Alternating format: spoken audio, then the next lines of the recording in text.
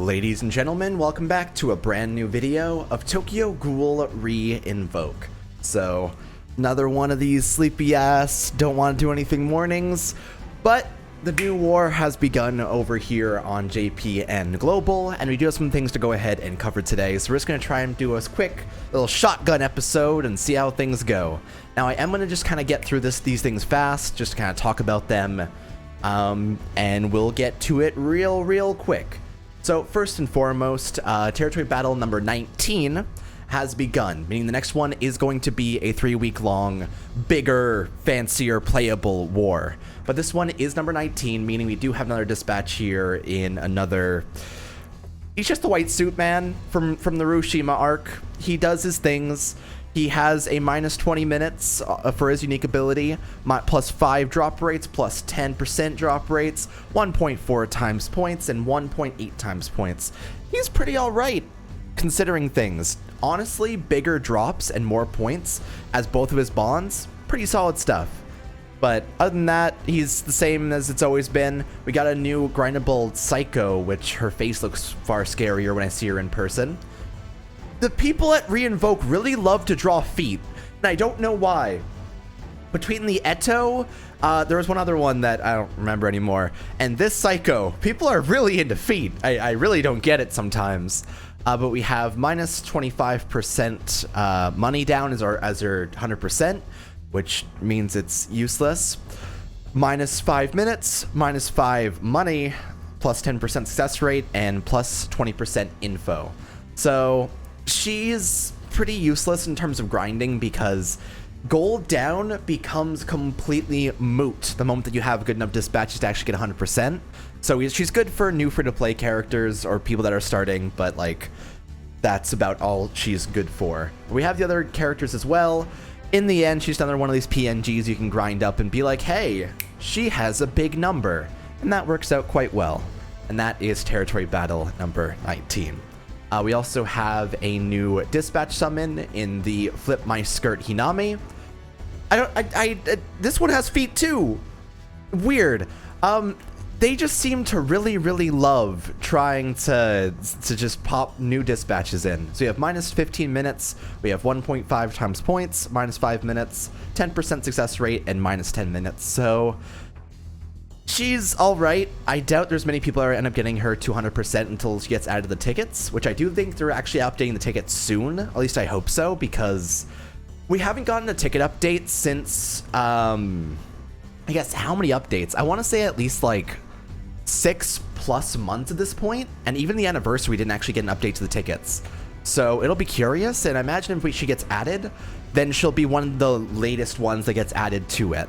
But we'll see once territory battle number 20 comes around. Either way, another one of these premium dispatches. If you like Hinami with her skirt being flipped up, feel free to pull. And additionally, finally, the thing that I cared about the most, honestly, is the new playable Eto. Now, I did end up looking up gameplay of this. A friend of mine actually has some gameplay on his channel. And she seems like she is very pretty. Now, I don't know too much about her kit because it does cost a lot at 100% to actually justify using her. Let's go ahead and talk about her a little bit from here. So first and foremost, she is a support dark type, of which has 8,100 HP, 550 attack, 500 defense, 9 AP, and 7 durability, with a 1.5 times killer to all light types, plus 500 attack, plus 3 AP, which puts her up to 12 in total, plus 4 durability, and S+ in terms of a human killer, I believe that is. So all in all, her actual kit's not that bad.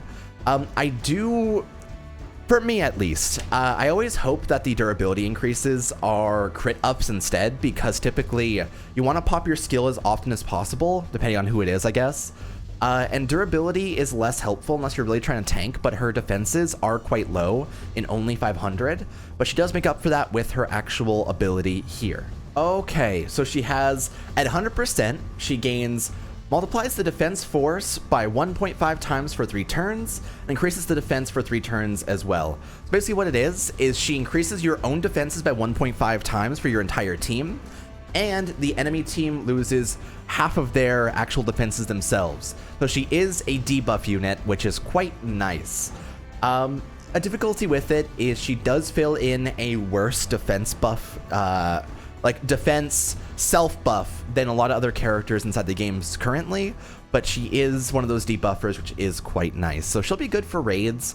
Another one of these things where premium units are hard to justify putting actual stimulants into or pulling to a bigger degree. But if we end up getting the tickets updated, she actually will be inside there. And with this art and everything, I am super, super keen on them actually adding her to that. So I'm excited for that the most. This is our first playable Eto that isn't in the huge Kakuja form or the mummified form. So I am super happy about it. She's actually very pretty. So she's good. She's actually one of the better premium units out there right now. And if you want to pull for her, I do suggest actually picking up a copy. She's good. She has her muffler and she's having a good time with the day. But aside from that, we have one more thing to end up covering in the fact that we got a new festival, MATSUMAE. Now, she's good. Basically what she is she's a hybrid version of Anniversary Kaneki and Anniversary Arima put into one unit. And what I mean by that is she has both the attack and defense debuffs, and she does a pretty good job of what she ends up wanting to do.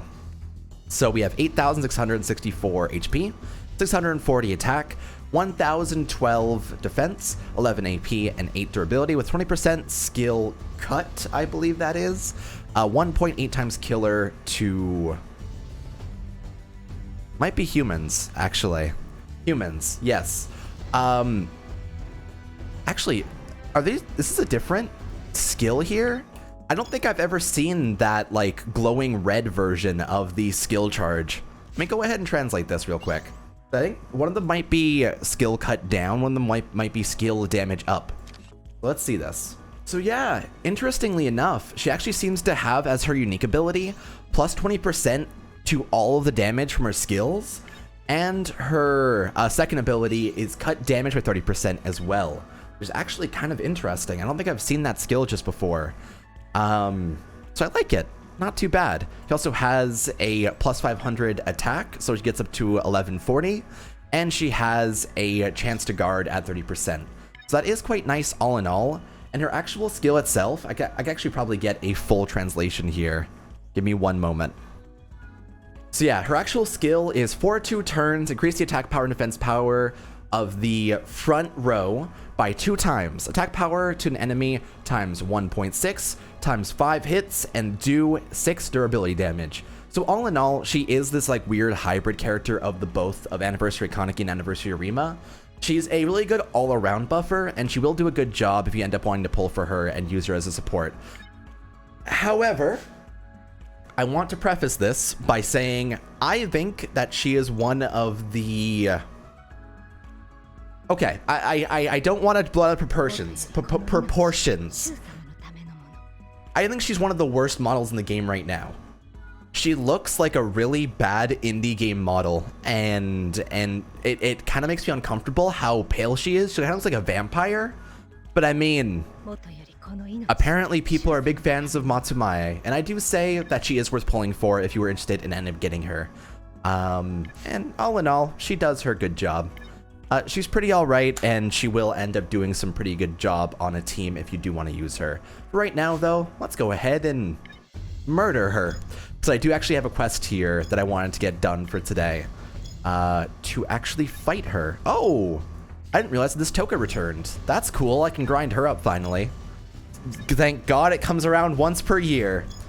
And we will go ahead and hop. Did I end up waiting too long and lose the MATSUMAE level? No, here it is. Oh! There's an S rank for this one. I actually didn't realize that. Interesting. I have not tried this just yet. It says it's weak. Let's try S rank. I'm gonna use my proper team of my Anniversary Kaneki and my Anniversary Arima, but let's find out exactly what this is all about. I have not seen S rank of this just yet, so I wonder if this is gonna be similar to the Errata Boys level or what. Huh, that actually is some kind of new piece of content. I'm surprised. Oh, it's just a random lady that's standing in front of me, it appears. Hey there. Who are you? Oh, okay. So MATSUMAE just kind of hired some random girl off the street. Makes sense to me. In this casing, I probably actually want to get my skill off with Arima. Just get some extra damage in. That did very little. I'm going to pop Kaneki's ability here as well. Try and get some actual breakage in there. Because I want to get the break with my fanciful man by the name of Arima this turn. So, let's get to it. Alright, Arima. Shatter her. Actually, might be able to kill her this turn, honestly. Let's see how it goes. It's all based on the amount of damage that my dark types end up doing, so I'm hoping that Kaneki ends up... Does that do no durability damage? What? She can only take durability damage from dark types. So that's what this S rank is meant to be. That's interesting. I don't know if it's particularly... Bankulo? Hell yeah! I don't know if it's particularly difficult because of it, but it's cool that's the case then. In that case, I kind of want to get all my charge on my Kaneki, because they'll be the one that ends up getting the most durability damage done to her. Like here. He breaks it. So, I wonder what the drop rates are going to be like on this then, on the actual S rank in this case. Because I couldn't imagine it being much better. 50 is alright. But it wasn't that wasn't like much more difficult of a quest, honestly. Here, let's see how this goes. So I got the S rank done. It actually gives you more points than regular. That is really interesting. Here, I'm gonna do one more attempt at that. I kind of want to swap out my Anniversary Arima for... Do I have any dark attack buffers, out of curiosity? Like here. Let's check out what I end up having here. Honestly, Kaya might not be a bad call. I don't think I actually have any dark attack buffers. So Kaya might be the way to actually get this done. Ooh, let's have some fun, shall we? Alrighty. And I can actually use the double swap on Kaneki and Arima's row on the right side to get the attack buff on both Kaya and Kanai as well on my turn. So this is going to be great stuff. I believe in this. So Kaya, get a swing in. What we're probably going to end up doing is we're going to pop Kaneki's skill immediately, get as much break off as possible, and then we'll probably end up awakening him, honestly, after his skill charges up. Because I feel like now that he'll be buffed, his actual awakened form does a lot more work. It does less durability damage, but he makes up for it in other ways. Here, so I'm going to do this. We'll get the durability damage in there. I am going to go ahead and break her, actually.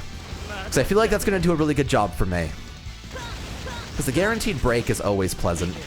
He can fucking solo this. Oh my god, he can solo this so easily. You know what, Arima? You can awaken. Go for it. Get some slashes in. I believe in you. You can kill her. It all works out. Kaneki alone can end up soloing this just without even having to have any difficulties, so this is chill. It all works out. Honestly, Kaneki 100% is one of the units that I feel happiest with right now. Arima, despite him having one of the best buffs in the game right now, I don't get to use him as often as I'd like to, because Kaneki is just an answer to any good boss fight, especially one that's light like that. But the drop rates don't seem all that much better. Got 10, 50, and then right there I got 22, and then 3 gold Bikakus. So I'm going to keep on grinding S rank as the actual war goes onwards and see how it goes. But I don't know if it's a huge improvement, but hey, it's a new kind of quest, and I will absolutely take it. Good job to Invoke for adding something new. For right now, I will keep on grinding the war. This one is going to be a bit of a longer one because it is a 2-week war going until, I believe, the 9th of July. So I'm going to try to max out my points for this time around. I don't care too much about the actual big unit that's being focused down right now. Like the white suit man, he's kind of meh. But I want to prepare for next war, because next war I'm going to be going quite hard because playables are the most important thing, and every 5th war is when we get the playables over on JP. So for right now, this is going to be pretty much a buffer war. I'm glad they're adding something new in terms of the S ranks, and I'm hoping to see more from the game in the future as well. For right now, thank you for watching. Take it easy. I'll see you guys next time. Bye for now, everybody.